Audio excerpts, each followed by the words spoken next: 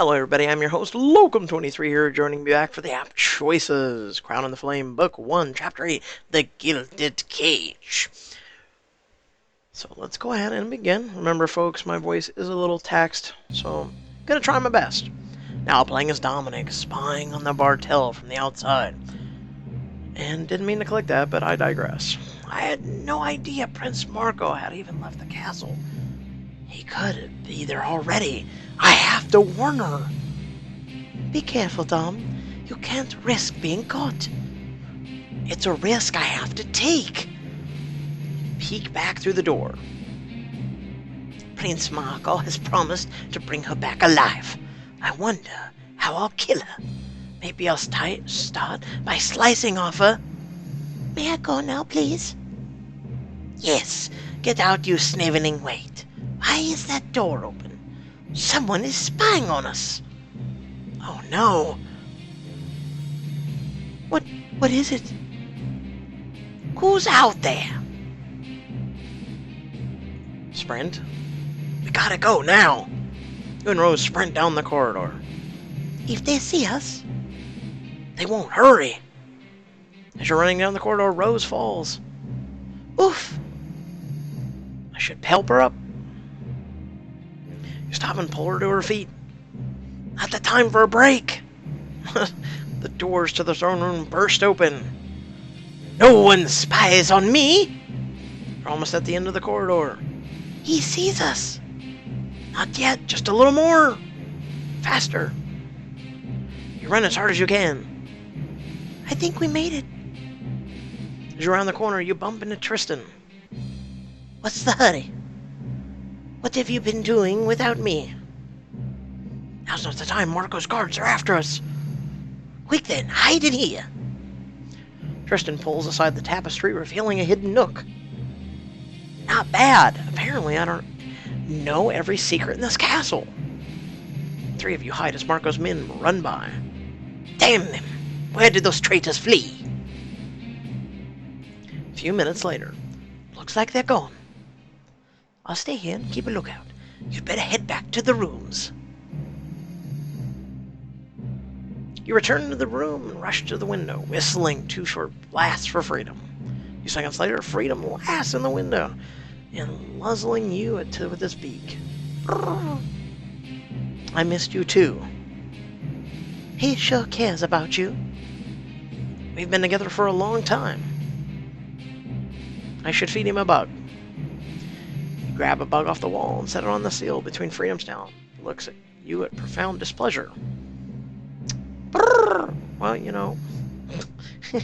I guess bugs aren't his favorite. Next time I'll bring you some meat from the kitchen. I promise. Grab a scrap of paper and scrawl a quick message. Kenna, Aurora is not safe. Marco is there to ambush you. Flee now. Listen up. Freedom, I need you to deliver this message to Kenna. Can you find her? Her life may depend on you reaching her swiftly. Fly strong. Fly fast. Freedom takes the message in his talon and flies off. You and Rose turn from the window when suddenly... Squawk! Turn back to the window to see Freedom spiraling lifelessly down from the sky, an arrow protruding from his breast. No! You rush out of your room, frantically trying to get a better vantage point to find out who shot Freedom. Tom, wait! Seething with anger, you leave Rose far behind. When I find out who did this... Risking being spotted, you climb to the top of the castle walls, peering out. Where are you, you son of a... You see Bartell marching out towards Freedom's body, a bow tucked beneath his arm.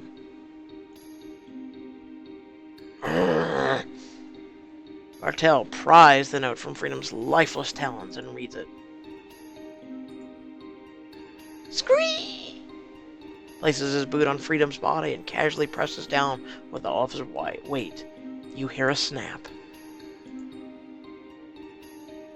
By all the gods, I swear I will get my revenge. As rage swells in you, flames burst from your hands. Okay, let Bartel feel my wrath. Let Bartel feel my wrath. Control myself. Oh, let him feel my wrath. Roar! You point your hands at Bartel. The blue fireball streaks through the air, slamming into his back and knocking him into the ground. Ah! Guards rush to his aid, but you have no room inside you for mercy.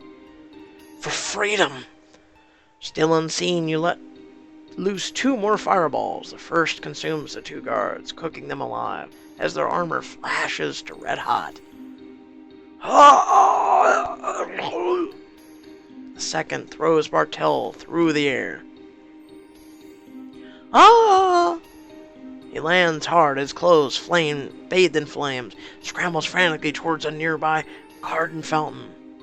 Mercy! Show me mercy, please! Did you show mercy to freedom? You fire off one last fireball, aiming for the spot between Bartel and the fountain. A wall of flames rises up before him, blocking his way. No other option, he leaps through the flames. Ah! He splashes down to the fountain, a thick plume of smoke rising up around him. You can hear him whimpering faintly. You hear a gasp behind you. You turn to see Rose there, horrified. Dominic! Your hands! What's going on? Shh, it's dangerous to be out right now. I'll explain. Just not here, okay? Rose nods, her eyes still wide with fear. Back in your room. You were manipulating fire, Dom. I saw it. I know, it's strange, but I swear it's under control. It is, because that's not how it looked. You were furious. I swear to you, I'm handling it. This is magic, Dom. Real magic. How could you keep this from me? And I've been on your side, risking my life with you. I've felt well. Now I don't know what to feel. Are you signed to some kind of demon, Dom? I'm not a demon, Rose. I'm just a guy. I'm the same guy who carries sacks of flour for you, the same guy who said you've always loved, the same guy who controls the very elementals. This is all too much, Dom. It's not normal. You're not normal. You're right. None of this is normal. But normal or not, that doesn't change the fact that I've been the same Dom I've always been. You step towards Rose, but she backs away. You're still afraid of me? How could I not be? Rose, Before you can finish your thought, she tearfully flees, leaving you alone.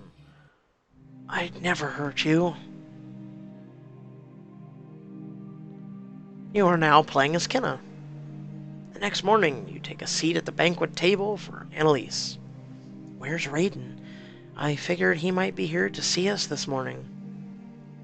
I wouldn't worry about him. He has a way of arriving at the unexpected moments. Anyway, I hope you had a fabulous time yesterday, Kenna. I did. You certainly know how to throw a party. It was a fine affair. I even met Stobaki, a dancer, which means I can die a happy man. We were honored to be your guest, Annalise. Vol? We got to drink for free, so I'm happy. Well, I'm tickled. I was able to provide you all with one fun-filled day in Ariella. I wish I could say the same for today. What do you mean? I'm sorry, darling. I had no choice. I had to protect my city. The doors to the hall are thrown open. Prince Marco marches in, a wall of armed men behind him. Your little rebellion ends now. Helpless and unarmed, you watch as guards fill the hall, surrounding you and your friends. If I had brought in a weapon, I might have at least had a chance to resist. Yes, and died and just died. What do you want us to do with them? Take them away, but keep them alive. I'll need them breathing for their public execution. Please come with us. Step aside, Aurelian. No need to be gentle with the traitors. As the guards pick you up and begin dragging you off, Marco's attention suddenly turns to Annalise. You've done well. Annalise, how could you? You knew they were coming and did nothing to help us. You mustn't have known. Marco's been looking for you. His scouts have been following you ever since you met up with the mercenaries. They saw you take the hidden path there. You showed them the way right to our door. They arrived here just hours before you did. Impossible! How could they have gotten here before us? We would have seen them on the mountain pass. These are Marco's elite scouts. They scaled the mountainside to get here before you. They said we had to detain you until Marco arrived. Or Marco would take over Aurelia and burn my city to the ground. What am I supposed to do? He would have destroyed everything.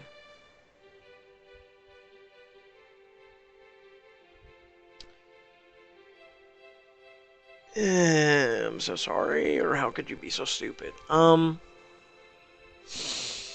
could you be so stupid? You trusted him? I didn't have much of a choice. Now, ladies. Ariella is supposed to be a place of perpetual merriment. Things will go back to the way they were once you and your men leave.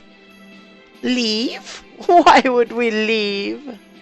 But you said once you had Kenna, I said that I wouldn't burn your precious city to the ground. But leave? What a foolish thing to do, and instead we can add the wealth and prestige of the Gilded City to our rule. That was not part of our deal. It is now. Father will be the most impressed that I've taken over the fabled city of Ariella in his absence. I am the ruler of Ariella. I will not allow you to take my city from me. Well, there's a simple solution to this problem, isn't there? A wedding! What? I don't want to marry you. I'm not asking.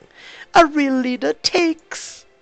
Thus I hereby declare that you and I shall be married tomorrow. Your city is now mine. You'll provide us with whatever we need. I won't. You will. Of course, every able-bodied Ariel will now be part of my army. I'm certain when Father returns, he'll be impressed with all I've acquired, including you. You can't do this. Did you just say I can't? Tell me, does anyone know the maximum number of people that can be executed? You don't? Well, that's because there isn't one. He grabs Annalise by the face. There's always room for one more pretty little head in the executioner's bucket. You'll never get away with this. I already have. Chapter progress. Because you let Ariellan guards take your weapons, you were unable to defend yourself when Marco took the city. Overall progress.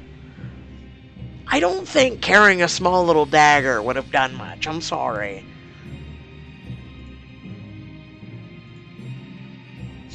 I'm sorry. I just don't think carrying a small little dagger honestly done much, and it's behind a diamond wall to boot. So, I'm sorry. Alright, folks. I hope you liked the story. We're on Chapter 9 of 18 next. Feel free to like, comment, share, and subscribe. And until next time, have a good one.